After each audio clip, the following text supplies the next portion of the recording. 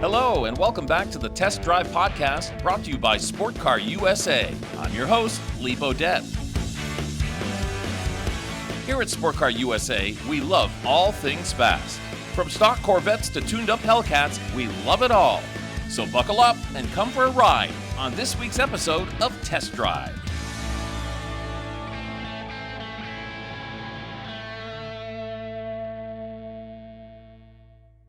Well, hi, everybody. I'm Lee Bodette, your host of the Test Drive Podcast. We're doing our Test Drive Podcast number 23 today.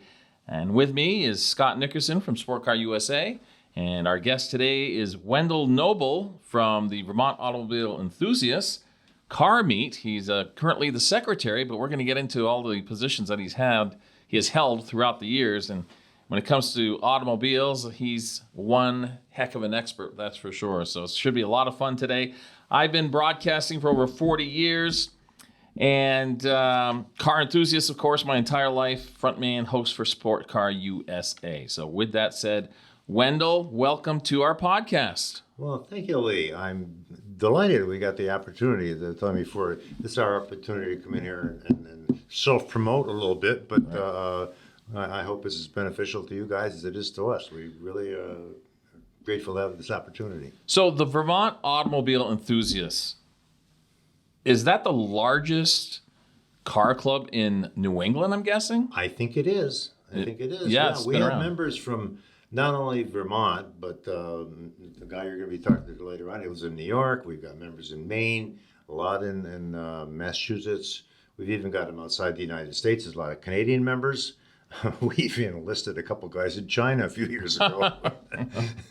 Wow. We're having a little difficulty keeping in touch with them right now, but there are auto enthusiasts over there. Yeah. And Wendall, what are some of the positions you've held with the Vermont Automobile Enthusiasts? Well, shortly after becoming active, I was asked if I'd be willing to be the second vice president. And I said, well, what's the second vice president do? They said, oh, nothing. Oh, okay, I'll take that. I can do that. Yeah, sure. And then after I agreed to do it, and they had an election, they said, oh, by the way, ultimately the second vice president becomes the vice president, and then the president, and then the chairman of the board. So I really was agreeing to more than I thought I was, but I've been through all of those. The big event for the Vermont Automobile Enthusiasts is a yearly event, and it used to be held in Stowe, Vermont, and now it's in Waterbury, Vermont. I believe the Nichols Field in Stowe was sold. What was the story there? Yeah, that's a very interesting story, particularly right now, this year, under these conditions, where we've been just seeing some of the worst flooding in Vermont in my memory, and it's raining today. When we used to be at Nichols Field, there's a lot of good things about that field. It was in Stowe, nice cachet goes with the Stowe name. It became known as the Stowe Show. The accommodations in Stowe are wonderful. You got plenty of motels and restaurants and everything like that. The downside was the field was very susceptible to rainy conditions, muddy. One year I know we lost money because I understood they spent like $30,000 just having gravel brought in, which had to be then taken out again when it was all done. Wow. And crazy. Pulling people, bringing bulldozers to pull guys out of the mud so they could go home. I think I was there that year. Yeah, well, you would remember it. But anyway, what we decided, okay, that's our home, and you called it Nichols Field, which is correct. It belonged to the Nichols family. But Mrs. Nichols, when she died, she had been in a nursing home for a goodly amount of time, and they had to borrow money using the field as collateral. So when she died, of course, it was time, okay, bills got to be paid. The only way to pay the bills is to sell the field. And one other, by sell the field, I mean sell the physical property. The development rights had been sold a number of years prior to that. So when we looked at it, the conservation easement that resulted, the development rights were sold to a land trust. And then the conservation easement that went with that, they said the field can only be used for, I think they could take 2 crops of hay per year. There could only be one event, such as the car show in August. And there's some other provisions about maintaining nature trails and stuff like that. So anyway, it was a piece of property whose value seemed only to be to us, and the easement pretty much spelled it out. So we thought, okay, we'll just make an agreement with the family, buy the field. One of the other shortcomings of the field was it really wasn't big enough. We were also leasing or renting 5 acres from another piece of Nichols property and a few acres on the other end, and we were really parking and such, short of parking and stuff like that. So we were convinced we'd make do somehow. But anyway, we did scurry around and thought we had an agreement to buy the field. I won't mention the amount, but we were convinced we could pass the hat and raise that amount. Sure. Gosh, we were heading for the lawyer's office with checks in hand, and literally, I think we were just coming across the town line into Stowe. The phone rang, the deal's off. Oh my There was some goodness. family disagreement. So we thought, well, all right, it's going to go to auction then. We'll go to the auction. Oh, okay. Certainly nobody else but us wants it. Who knows what we'll pay? Yeah. Well, surprise, surprise, we got there and there was somebody else who wanted to bid on it. We got up well beyond where we wanted to pay, and this other fellow bought it. There it sits.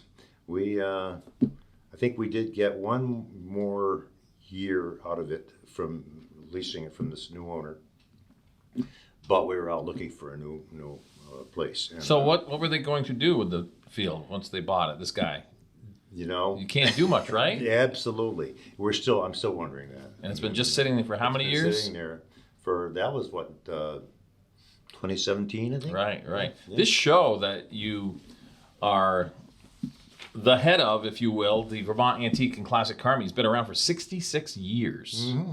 Certainly predates me. That's a long time. Yes, it has. I think they started out having it at one of the ski areas originally in the parking lot. Yeah. It's grown in size. I think it is. I know of no other car show in New England of this anywhere near that size. As I said, we have members who come from all over the country, in fact, outside the country, and certainly people who come to the show, bring their cars, are from all over, and it's the event. The cars have to be at least, 20 or 25 years old? We are kind of finding our way on that. We have got new, we have judging classes, and we've got classes now that are opening up to, I don't have the stuff in front of me, but where you can allow more modern cars or customized cars and see if there's a big participation, good. If not, we'll try something else. So we're not trying to be restricted to really old cars. Right. However, we do want to have antique cars there because I think that's what the attraction is. Right. People come from all around, all over the country, really, to check out this show. How many cars are we talking about, and how many spectators? Spectator numbers, I don't have any handle on at all. Car numbers are anywhere from 200 to 300. Right. And of course, cars are only maybe half of what's going on. The other half is the flea market. Oh, yeah. And there we've got, I think, available 500 flea market spaces. Most of them get taken. The last time I was at a meeting, I think like 2/3 of them have already been taken. And frankly, that is probably as big a source of revenue to the club as any of the rest of the show. People that have classic cars and antique cars, they're looking for parts. Mm-hmm. That's right. And memorabilia. Mm-hmm. It's all there. Yes, they're all there. Yep. And there's a separate group of people that have those things, and they go from show to show. They'll have their whole summer schedule mapped out. We'll go to Waterbury in Vermont, and then we'll go to this one, and then we'll go to that one. Right. And they'll ultimately end up probably a lot of them down in Hershey, Pennsylvania. But that's the biggie down there. Yeah. Well, after 50 years plus in Stowe, people still refer to the Vermont Antique and Classic Car Meet as the Stowe Show. That's right. That's probably never going to go away, right? No, it isn't. It isn't. Now, we wish that the name Waterbury would take on the same gravitas. Yeah. Interesting enough, Waterbury wasn't the place we immediately ran to when we decided we needed this. But we looked at the airport up in Morrisville. They would have accommodated us, but it would have been awkward. We looked at a ski area down in Warren. They would have loved to have had us, but there just wasn't room. And fortunately for us, Waterbury was recovering from Hurricane Irene, and they had an organization called Revitalize Waterbury, and they were very, very receptive to having us come down there. They laid out the red carpet for us. We discovered Far Field, and boy, that has more room than we ever had at Stowe. I talked to the guys that are down there today, earlier, and said, how are the conditions down there? He said, well, there's some puddles. Yeah. But with this deluge, and the fact the whole field was underwater a week or two ago, as soon as the water is gone, you can drive all over the place. It drains right off. Yeah, that's amazing, because you brought the fact that in Stowe, there were issues with drainage. I can attest to that. I know I went to the Stowe Car Show with my 66 Mustang one year, and it had rained on a Wednesday. Yep. Now, the car show's Friday, Saturday, Sunday. I'm thinking, okay, I'm going to be okay. Yep. Well, Sunday, it was still mud and wet everywhere. Yep. So that was definitely an issue. It broke my heart when I saw this Model T getting pulled out of the mud with a tractor. Yep. And he was just one of many. Yeah, but a great show. Yep. We're talking with Wendall Noble. He's the secretary for the Vermont Automobile Enthusiasts in Vermont, and he's had many positions. I'm Lee Bodette, your host of this podcast, and Scott Nickerson is with us as well. Scott, do you have some questions for Wendall? So you yourself, I know you are probably into automobiles if you are part of this club and organizing this show. What are some vehicles that you yourself have owned, or some dream cars that you want to own? I've been waiting for that question. Perfect. Yeah.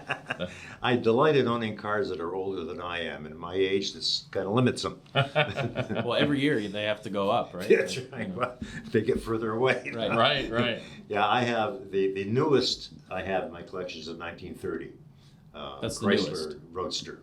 Wow. I also have two 1929 Plymouths, a Roadster and a touring car, and I have two 1928 Dodge Brothers. That's before they were owned by Chrysler. They were still Dodge Brothers, and that's a coupe and a sedan. And that's how I kind of what got me started is this 28 Dodge Brothers coupe belonged to my father-in-law, and he got it was some little lady that only drove it to church. Oh yeah, one of those deals. Yeah, it was a cream puff, and I used to admire it. And he said, "Well, when I'm gone, you should have this car." So he finally passed away, and we went over to New Hampshire and dragged it home. And he hadn't had it on the road for quite a number of years, but he kept it registered. And I used to open up the trunk, and here's all every time the registration come out, he'd throw it in the trunk. Here's all the paperwork. License plates. I started digging through the paperwork and found it had been registered in my wife's name since 1962, I think. Whoa. She'd never driven it in her life. She Oh my was terrified goodness. to drive it. But anyway, once you got one, then you start going to a car show and you see another one and another one. And after a while, you start building more garages. So what's next? I'm going to stop. The last thing I bought is a 1948 Indian Roadster, or Roadmaster motorcycle. Oh, cool. It's all original. It's beautiful. I had it down in Stowe one year, and my gosh, the only other guy in Vermont I know that has one even close to it is Phil Scott, the governor. Sure. And he had to come to the show and see that. He wanted to know, can I sit on it? And I said, Governor, you can ride around the field if you want. Just show me how. Yes. So are there motorcycles at the upcoming show as well? Yep, there will be. Yep. So I know there's a lot of awards. Are the motorcycles included in those currently? They would be if the motorcycle contingent wanted it, because you have to have judges who are knowledgeable. And so generally for judging, we call upon the participants who themselves to become judges.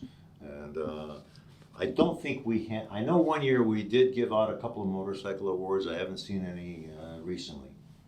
Let's talk about the upcoming show. It's Friday, August 11th through Sunday, August 13th at its new site in the last few years, right? In Waterbury, right off of Route 2. Can't miss it. It's the Vermont Antique and Classic 66th annual event. What takes place on Friday? Friday is, frankly, even before Friday, I think tomorrow, if you pay attention, you'll see flea market guys starting to come in and take up their spaces. Thursday is pretty much a flea market day where the flea market guys are swapping with each other. Oh, yeah. Then Friday, then the people like us come in and start going to the flea market. Usually, you don't have all the cars there because, of course, a lot of people, Friday's a working day. Yeah.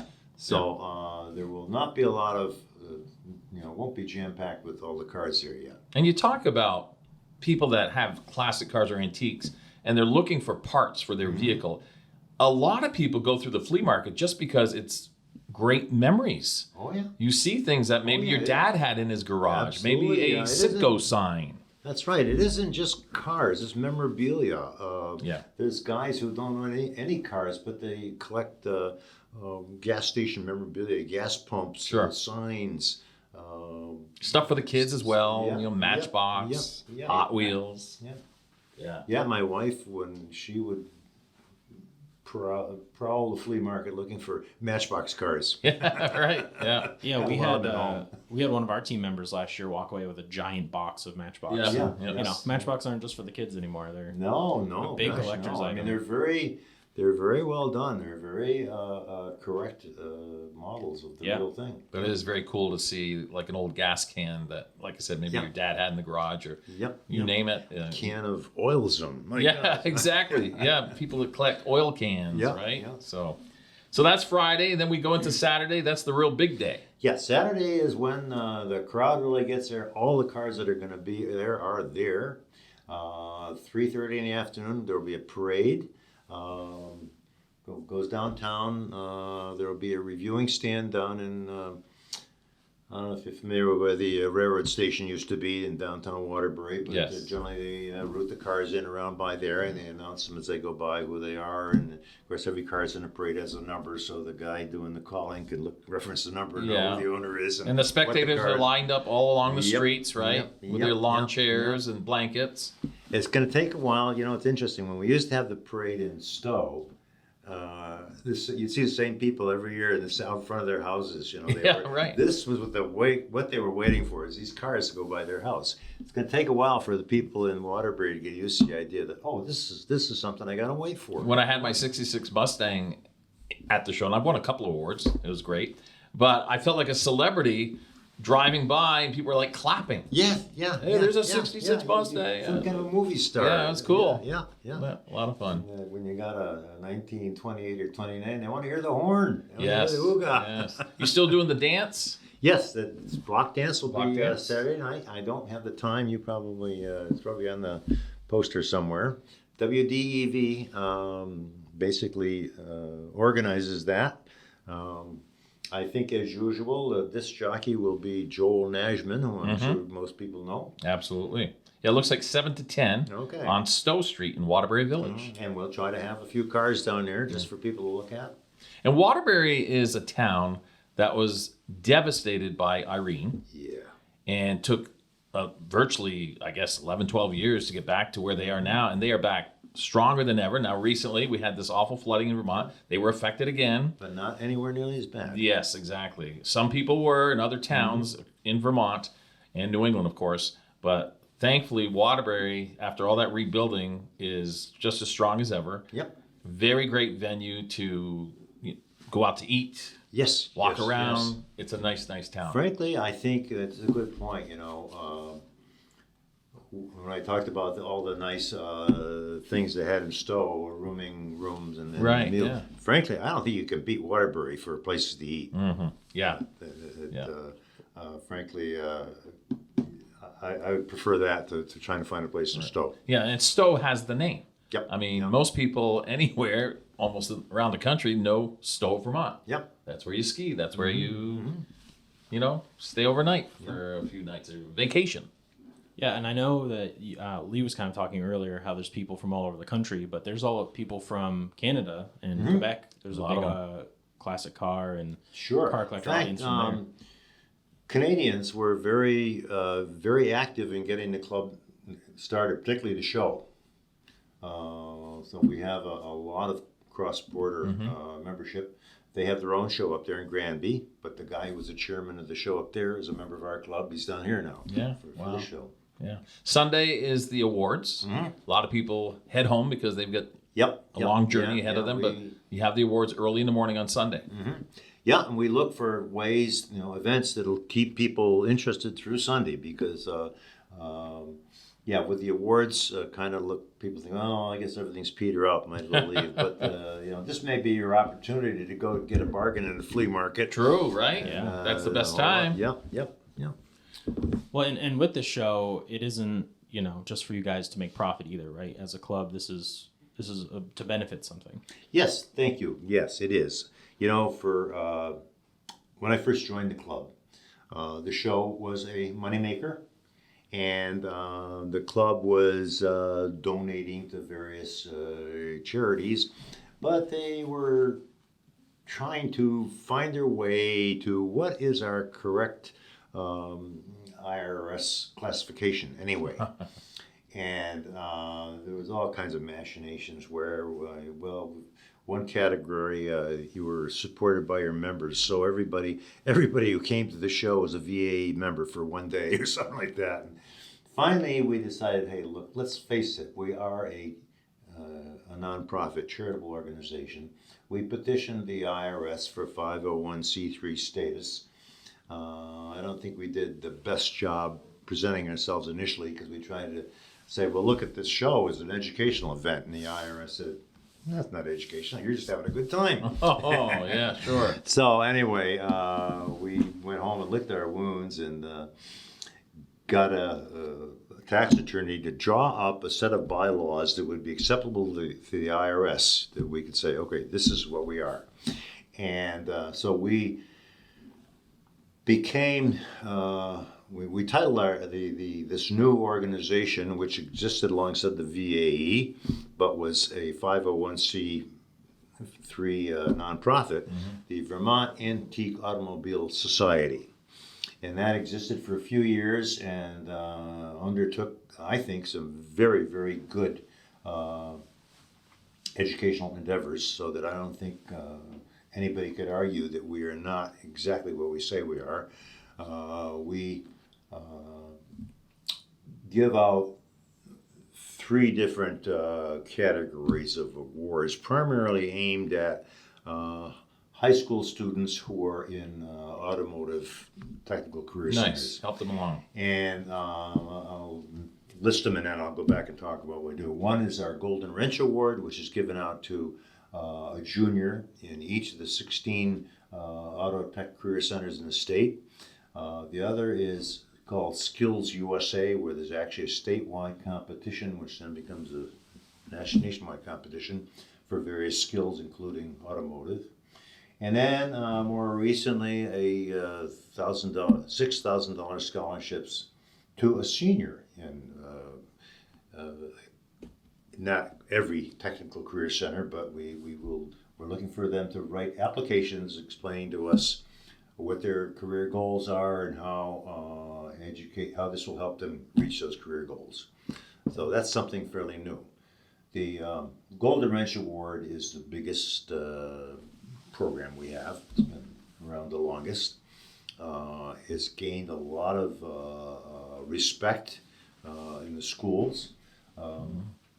They very much look to have us come in and give out these awards, and because we're not only giving a kid who might otherwise get nothing, we're giving him some tangible stuff. We're giving him a set of tools. We're giving him a book. We're giving him access to a $500 scholarship. But we're giving him recognition. This is a kid who's going to stand up in front of the entire school maybe and receive an award that otherwise he would have just graduated and gone away. And that's really getting to be a lost art, the mechanic. Oh yeah, that's right. And you fellows are probably in the best position to see the result because, frankly, these kids in these technical career centers, businesses like your own, come in and want to hire these kids. Can't wait for them to graduate. Do I have to wait for them to graduate? I want them now. And so here you have some kids who know how to get their hands. They've torn a car apart before. They know what they're doing. They know the ropes, and we're looking particularly to reward the ones who want to learn. Yeah. Whatever I know now, I'm curious about learning more. Yeah. And Continue that's what we're looking for. Yeah. Lots of growth for sure. Yep. Wendell, we talked a little bit about the awards and the judging. I want to get into the judging a little bit. I go to many car shows, and not to say that they aren't serious, they're a lot of fun. But when it comes to judging at this Vermont Antique and Classic Car Meet, let's just say it's strict. Very strict in order to get an award here. Yes. We're talking that the bolts have to be pretty much exactly the way they came off the assembly line, just to mention.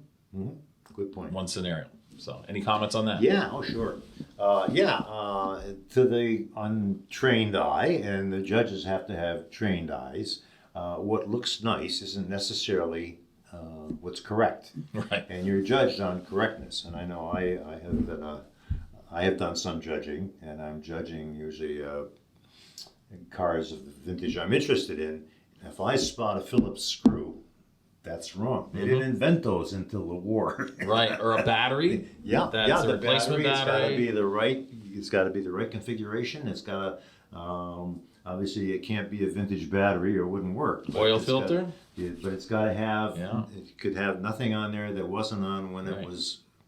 Could have come off the showroom. But you're right. You see cars there that look pristine. Oh, yes. But they're missing those particular items. Yeah. Even just one. And there you go with your little demerit, right? Yep, that's right. And boy, oh boy, do you get some kickback because they're happy to hear that. I was going to say, when you're judging the car owner can be right there. Oh yeah, you want him to And be there. does he or she kind of try to influence you? Well, we ask him questions. Yeah. I mean, we're not going to begrudge them the chance to explain things, and then sure, if they can embellish the picture verbally, fine.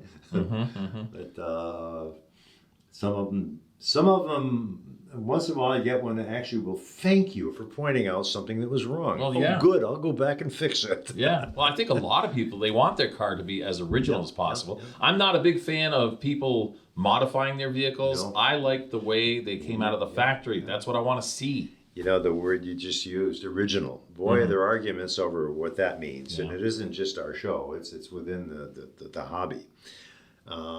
There's a saying that I think pretty much epitomizes it. It says, you can restore a car any number of times, but it's only original once.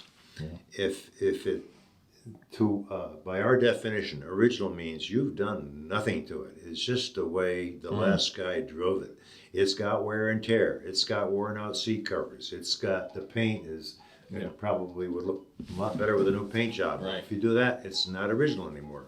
Yeah. And it's rare you find something you will really call original, but when you do, you glorify it. Yeah. How does that compare to a car that's been restored? You just touched on it a little bit, but sometimes I'll see vehicles at car shows and car meets that have rust, or like you said, maybe a torn seat. Yep. How do the judges look at that? If they're obviously it's gonna count against you. If you had a car that hadn't been touched since it came off the showroom, Right. it doesn't have rust, that's bitter. Yeah, right. Yeah. And that's unusual. It's rare. Yeah, Sure, that's yeah. going to be a demerit. Yeah. But it's also reality. You know, it may be that there's nobody who doesn't have rust. Right. So let's recap. We've got the big 66th annual Vermont Antique Car and Classic. It's actually Antique and Classic Car Meet coming up in Waterbury Village, the 11th, 12th, and 13th of August. It's coming up this weekend. Children 12 and under are absolutely free, and spectator admission is $15. Wendell, anything else you'd like to add about the big show? About the show. I was going to say, gee, Lee, this is called what? Driving with... Are we going to go driving, Lee? We're going to go driving. Yeah, test drive, baby. Oh, okay, all right. 'Cause that's what I was expecting when I come in here. Yeah, oh yeah. Well, it's raining again here. We've had the worst summer of all time. But... Your cars have windshield wipers. Mine don't. Yeah, that's right. Good point. So anything you want to add to it, Wendell? It's going to be a lot of fun. Yeah, there is one thing I want, a feature that we have started adding to the show that didn't used to be when we were in Stowe. It's got nothing to do with the fact that we're not in Stowe, but it's got a lot to do with the fact that we are now touting ourselves and living up to being educational. We have what we call a tech tent, where which I'm really enthused about and trying to provide a lot of stuff for. But the whole idea is nowadays the average person has never looked under the hood of a car, has no idea what's going on under that. When I was a kid, that's all we wanted to do. But things are different. Yes, well, here you can come in and you can see an engine with the head off, and you can see the pistons going up and down, the valves moving up and down. We've got a manual transmission. You can reach your fingers in there and move the gears around and see what makes a shift from one gear to another, and all kinds of things like that. We're going to have a flathead V8 that you can push a button and it starts and it roars. Right. You probably never heard of a sleeve valve engine. I have not. The Knight, was it Willys Knight, and there was a bunch of very expensive cars that had a Knight engine, which it doesn't have poppet valves like we're used to. It has sleeves that move up and down, cylindrical with the cylinder, coaxial with the cylinder. And we got a cutaway of one of those. You can turn the crank and see the sleeves going up and down. Yeah. So it's very educational.